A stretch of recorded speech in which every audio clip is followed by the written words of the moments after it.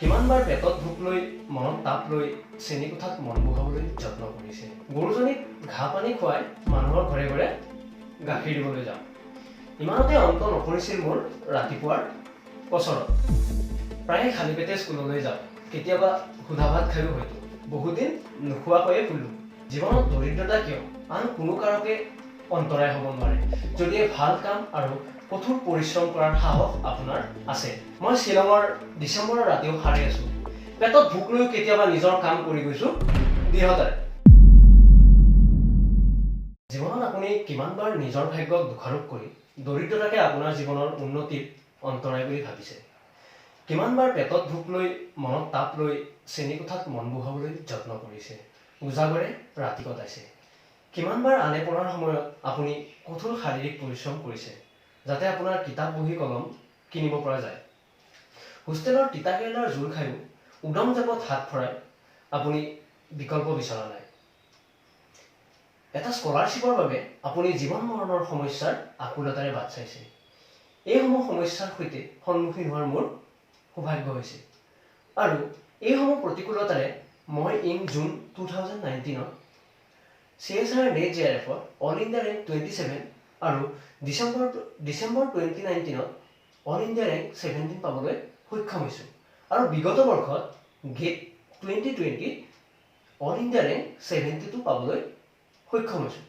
ক'বলৈ সুখী হ'ম যে মই 2019ৰ সেই বৰ্ষতে নৰ্থ ইষ্টাৰ্ণ হিল ইউনিভাৰ্চিটিৰ পৰা ৰসায়ন বিজ্ঞানত স্নাতকোত্তৰত 6ষ্ঠ স্থান দখল কৰিবলৈ সক্ষম হৈছোঁ। নমস্কাৰ, মই উৎপল কলিতা, গুৱাহাটীৰ নুনমাটিত থাকোঁ। 2019ত নৰ্থ ইষ্টাৰ্ণ হিল ইউনিভাৰ্চিটিৰ পৰা ৰসায়ন বিজ্ঞানত 6ষ্ঠ স্থান দখল কৰিবলৈ সক্ষম হৈছোঁ। আৰু সেই একে বৰ্ষতে জুন আৰু ডিচেম্বৰত ক্ৰমে CSR NET JRF AIR 27 আৰু AIR 17 পাবলৈ সক্ষম হৈছোঁ। কিন্তু মোৰ এই শীৰ্ষস্থান দখলৰ কাহিনী কেতিয়াও সুখম নাছিল।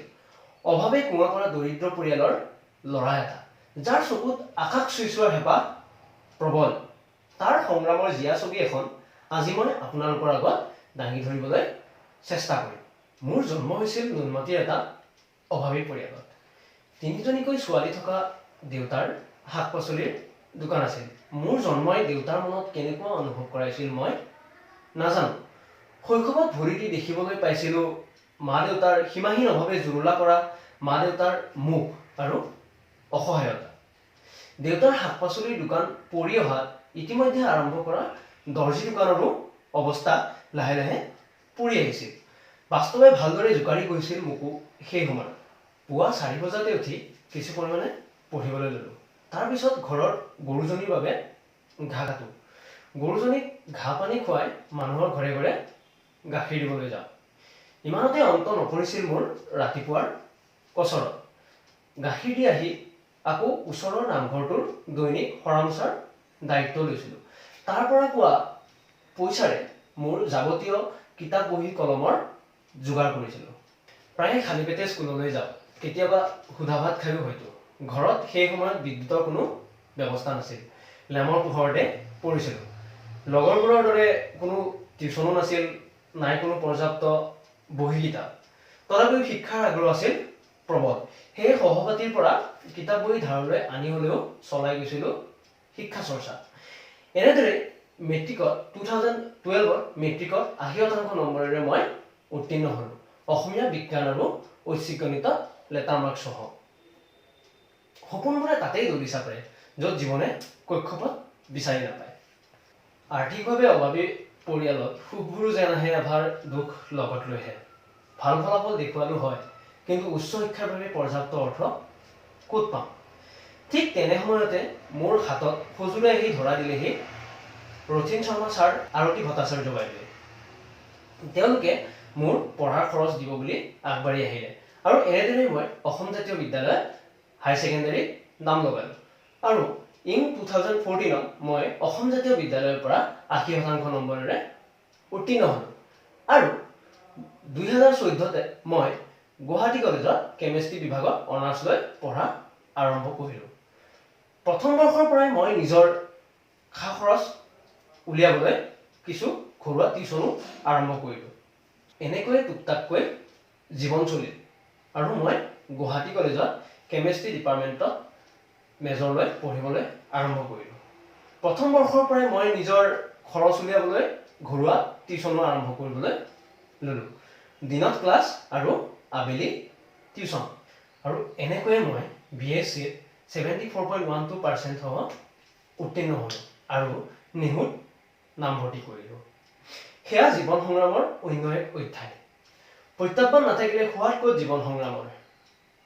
সোণ পুৰিলে হেনো বেছি উজ্জ্বল হয়। নিজকে সোণাৰীৰ খালৰ জুইৰ অঙঠাৰ মাজত এৰি দিয়াৰ সময় তেতিয়া। তাত এডমিশ্যন পাইছিলোঁ যদিও হোষ্টেল পোৱা নাছিলোঁ। দুদিন পিছত মোক ঘৰৰ মানুহে তাত থৈ আহিলে। অচিনাকি চহৰ, একোকে নাজানো। কেৱল ডৰ্মিটৰীত ঠাই খালী আছিল। একেলগে ড্ৰাইভাৰ মিস্ত্ৰীৰে ভৰপূৰ এটা ডাঙৰ কোঠা, ঠেক ওচৰা ওচৰি বিচনা। প্ৰতিদিনৰ ভাড়া 150 টকা। সেইদিনা গোটেই ৰাতি কান্দিলোঁ নিজৰ অৱস্থাৰ ওপৰত পুতৌ জন্মি। কিয় যে আহিছিলোঁ মই ইয়ালৈ। ভাতো খোৱা নহ'ল সেইদিনা। প্ৰতি সাঁজ নিৰামিষ খাদ্যৰ দাম 100 টকাকৈ আছিল। বৰষুণ পৰি পিছল হৈ থকা ৰাস্তাৰে, শ্বিলঙৰ একা বেকা ৰাস্তাৰে গৈ মই কিবাকৈ মোবাইলৰ বেলেঞ্চ ভৰালোঁ আৰু ৰাতি আহি শুই থাকিলোঁ। মোৰ এই অৱস্থা দেখি ওচৰতে থকা তেজপুৰৰ ড্ৰাইভাৰ দাদা এজনে মোক তাৰ ভাগত আধা ভাত খাবলৈ দিলে। পিছদিনাই কেণ্টিনত লগ পালোঁ পলিটিকেল চায়েন্স ডিপাৰ্টমেণ্টৰ দাদা এজনক। আৰু সেই দাদাজনে মোক হোষ্টেলতে থাকিব পাৰি সেই কথা ক'লে। হোষ্টেলত গেষ্ট হিচাপে থাকিব পাৰি যে তাৰ কথা ক'লে আৰু মই সেইদিনাৰ পৰাই হোষ্টেলত গেষ্ট হিচাপে থাকিবলৈ আৰম্ভ কৰিলোঁ। কিন্তু বিপত্তিয়ে তেতিয়াও লগ এৰা নাছিল মোক। ইতিমধ্যে DSWত হোষ্টেলৰ বাবে আবেদন কৰি থৈ দিছিলোঁ। কিন্তু হোষ্টেলত গেষ্ট হিচাপে থকাটো যে এটা অপৰাধ সেইটো গম পোৱা নাছিলোঁ। বহুত দিন নোখোৱাকৈয়ে শুলোঁ আৰু কেতিয়াবা ভোকত থাকিব নোৱাৰি নগা খাদ্যও খালোঁ। এতিয়া আহোঁ মই কম্পিটিটিভ এক্সামত স্থান লাভ কৰাৰ কছৰতলৈ। তৃতীয় ষান্মাসিকত মই নেট পৰীক্ষা দিছিলোঁ 2018 ডিচেম্বৰ তেতিয়া।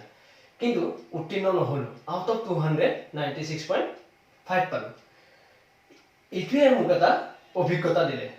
জীৱনৰ শ্ৰেষ্ঠ শিক্ষক।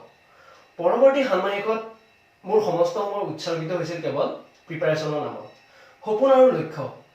সপোনৰ কাৰণে আপুনি কষ্ট নকৰাকৈ শুব লাগিব আৰু লক্ষ্যৰ কাৰণে আপুনি নোশোৱাকৈ কষ্ট কৰিব লাগিব। ৰাতিপুৱা উঠাৰ পৰা শুৱালৈ সকলো সময় উৎসৰ্গিত হৈছিল কেৱল পঢ়া শুনাৰ নামত। লেবৰেটৰীত অলপো সময় নষ্ট কৰা নাছিলোঁ। লেবৰেটৰী প্ৰজেক্টৰ টাইমত মই ৰিয়েকশ্যন বহাই এফালে CSIR নেট JRFৰ পেপাৰ ছল্ভ কৰিছিলোঁ। এনেদৰে মই লেবৰেটৰীত 5:30লৈকে থাকিছিলোঁ আৰু 5:30 পৰা 7 বজালৈকে লাইব্ৰেৰীত থাকিছিলোঁ।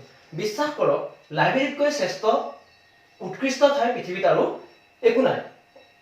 আৰু এনেদৰে গেট 2019 ফেব্ৰুৱাৰীত মই উত্তীৰ্ণ হ'লোঁ আৰু ৰেংক আছিল 2195। এইটোৱে মোক এটা গতিবেগ দিলে আৰু এই গতিবেগেৰে মই পঢ়ি CSIR নেট JRF 2019 জুনত AIR 27 পাবলৈ, অল ইণ্ডিয়া ৰেংক 27 পাবলৈ সক্ষম হ'লোঁ। আৰু লগতে সেই বৰ্ষতে CSIR নেটত 2019 ডিচেম্বৰত অল ইণ্ডিয়া ৰেংক 17 পাবলৈ সক্ষম হ'লোঁ। আৰু এনেদৰে 2019 ফেব্ৰুৱাৰীৰ গেটত মই উত্তীৰ্ণ হ'লোঁ। ৰেংক আছিল 2195। ইয়ে মোক এটা গতিবেগ দিলে আৰু মই অধিক উৎসাহী হৈ কাম কৰিবলৈ বদ্ধপৰিকৰ হ'লোঁ।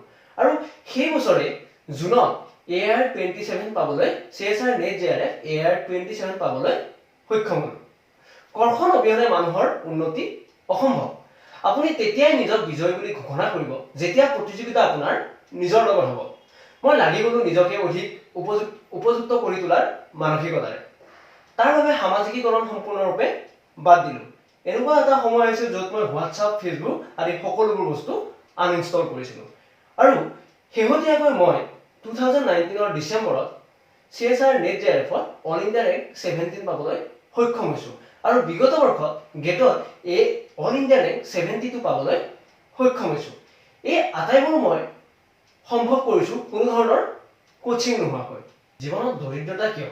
আন কোনো কাৰকে অন্তৰায় হ'ব নোৱাৰে যদি ভাল কাম আৰু কঠোৰ পৰিশ্ৰম কৰাৰ সাহস আপোনাৰ আছে জীৱনত কিবা কৰিবলৈ হ'লে এলাহ আপুনি বিসৰ্জন দিবই লাগিব কিছু ত্যাগ কৰিব লাগিব এটা বৃহত্তৰ স্বাৰ্থত মই শ্বিলঙৰ ডিচেম্বৰৰ ৰাতিও সাৰে আছো পেটত ভোক লৈও কেতিয়াবা নিজৰ কাম কৰি গৈছো দৃঢ়তাৰে বৰ্তমান মই কোচিং চেণ্টাৰ এটাত পঢ়োৱাৰ লগতে ইউটিউব চেনেল এটাও ষ্টাৰ্ট কৰিছো শিক্ষামূলক আৰম্ভ কৰিছো আৰু গৱেষণাৰ বাবেও যুঁজা কৰি আছো জীৱনত আৰু বহুত কিবা কিবি কৰিবলৈ বাকী আছে আগন্তুক দিনবোৰত মই পাই অহা অভিজ্ঞতা আৰু তাৰ পৰা পোৱা আত্মবিশ্বাসেই মোৰ আহিলা বিচাৰবোৰ হাতত পোৱা হ'লে নোপোৱাৰ অসুখ বুলিবলৈ নাথাকিলহেঁতেন পাবলৈ থকা হাবিয়াসৰ বাবে ভৱিষ্যত সুন্দৰ শেষত এটাই কথা কম जरूरी नहीं कि हो जाए हर ख्वाहिश पूरी उन ख्वाहिशों तक जाने वाले हर रास्ते भी हसीन होते हैं পথৰ আনন্দ অনুভৱ কৰিবলৈ শিকক